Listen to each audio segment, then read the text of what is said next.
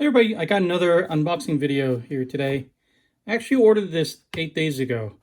As you know, I build a lot of kits. I basically build 2 kits a month, and it can get very expensive if I'm buying receivers. If I bought inexpensive receivers for my DX4C, these generic ones cost $24, $25. If I bought the receiver for my MX6 transmitter, these receivers cost $50. So didn't make sense for me to spend an extra $25 to $50 for every build that I do. So I thought I would get a new transmitter, something that's inexpensive, where the receivers are very affordable, and the ones that actually come with that are compatible with this transmitter is going for $11 on Amazon right now. So that's a great deal. I bought this on Amazon. It was $51 and change, maybe around $52.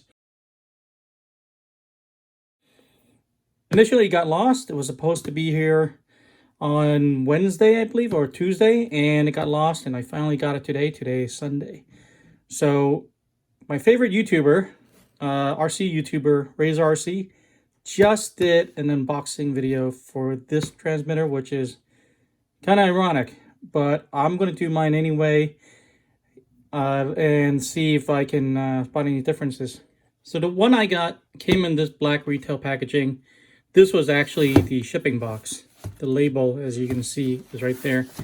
Amazon didn't put this in another box and shipped it. They just put the label onto this retail box and brought it over, which is maybe why it was lost in the first place. But anyway, so let's go over what is on the box and let's take a look at the specs. So this is a 3-channel transmitter for car and boat surface. The RF power is no more than 10 milliwatt. Modulation is GFSK. System type AFHDS. Sensitivity 1024. Low voltage warning, yes, less than 9.5 volts. DSC port, yes, 3.5 millimeter. Charge port, yes. 12 volt DC, 8 AA batteries, which is quite a bit. Weighs 395 grams, antenna length is 26 millimeters. And the size is 154 by 127 by 270 millimeters. It's black and it is CE certified. So the official model is FS-GT3B. This has been out for quite a while. It's quite popular on Amazon and for other regular RC builders. This is my first one. I never had this one before. I just wanted something, like I said, that's inexpensive and I know is of good quality. And I know FlySky has a GT5, but that one would take a lot longer to get. So I decided to just go ahead and get this. Something I can do so I can keep building the kits that I have. All right, let's see. And another cool thing about this is it actually comes with a port and a cable and a CD if you wanted to play VRC, which is a virtual RC racing game, online. So you would hook up the DSC port, a transmitter to the USB adapter, and plug the USB adapter into your PC notebook. Turn on the transmitter, open the VRC software, follow the on-screen instructions to set. And the VRC software we provide is free, which is offered only one basic track and training ground.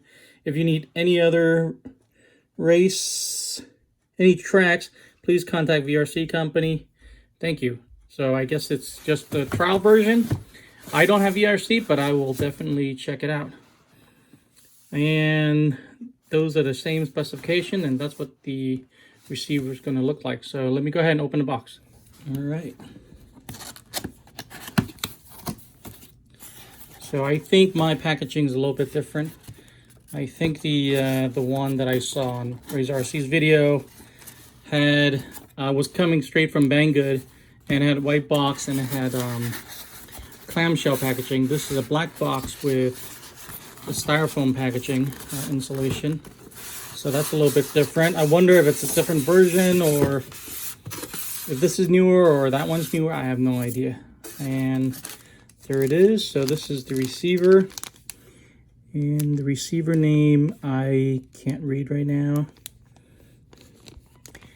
My eyes aren't terribly great. And let me go ahead and grab the transmitter. Pretty cool. It's pretty regular size. I don't see anything too different from anything else that I already have. For example, this is the MX6 that I have. It's about the same height. This is obviously a little bit longer and feels about the same, but there's no battery in this yet. So imagine this is going to be quite a little bit heavier because it needs 8 AA batteries. So we'll see. Now, what else? Let's see. The wheel kind of sticks out like that, which is okay. Nice rubber grip. Feels pretty good. I think this is the power button. There's the antenna. Flexes like that. Some dials, buttons, and trigger. Trigger feels good. It's a little bit, feels a little bit longer than the MX6. Yeah, it does, definitely feels a lot longer. Dual rate, the trim, channel 3 trim, and then channel 3 is on and off.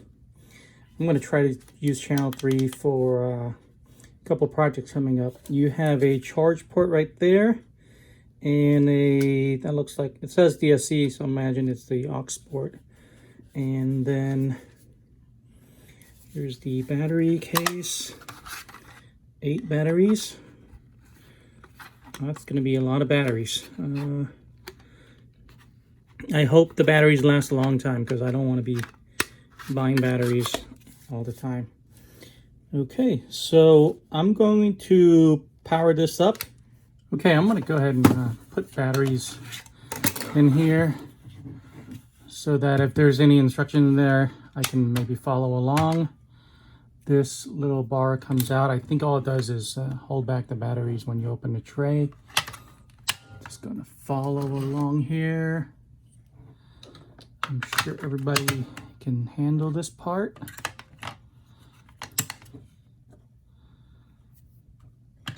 But just in case,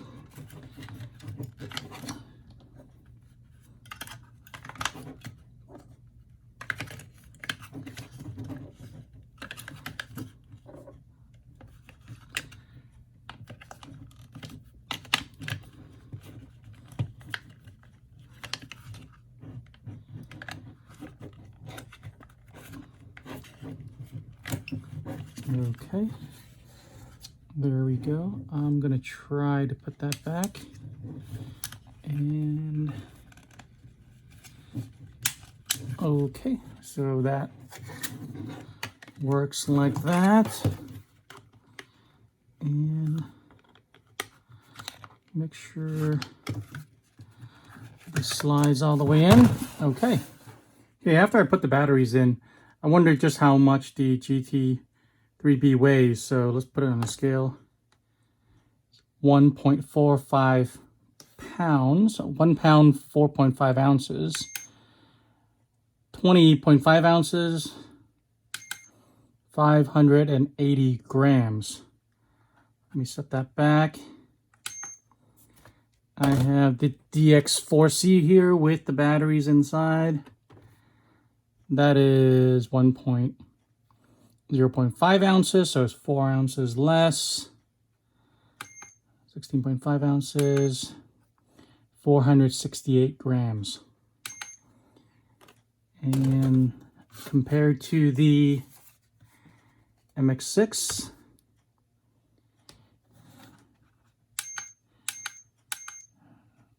which is 13.5 ounces, so this is obviously the lightest one. 13.5 ounces, 382 grams. So this GT3B is quite heavy. Good or bad, I mean, you're going to get fatigue holding this if you're going to be using this all day. But it is what it is. Okay, let's take a look at the quick start guide. Again, this other part's in Chinese, this side's in English. And it starts over here. First page is just some precautions, diagram and the labels for each of the buttons, some basic operations, how to turn it on, install the batteries, and this is the information how to bind and some specifications. So I'm going to go ahead and grab some electronics I have laying out and go ahead and test this binding it. Okay, so the only car I have handy here is the TT02SR. And so I have the servo wire here. I'm going to put that in channel 1. Going to put the ESC and the power in channel 2. Put the bind plug in channel 3. So it should be in bind mode right now. And I have set the transmitter on model 0. Right now I'm going to turn that off. First thing I'm going to do is turn this on, and you're going to see the flashing red light. And it's beeping. And then I'm going to hold the bind button, which is this top button right here, and turn it on. The light is going to go solid. I'll let go, turn that off. Turn this off. I'm going to take out the bind plug. Turn the receiver, the transmitter back on. Turn on the car. And everything should be working. And I have throttle. And I have steering. Pretty easy. So, pretty easy to bind. So far, I'm happy with it. I know it's a little bit heavy. I think probably gonna have a little problem with that if I use the transmitter for too long. Easy to bind. There's a lot of controls. It's a very nice LED, backed LED display. There's a lot of functions to play with. You use the dial and then the button. There's a lot of options here that I'm going to have to play with and learn.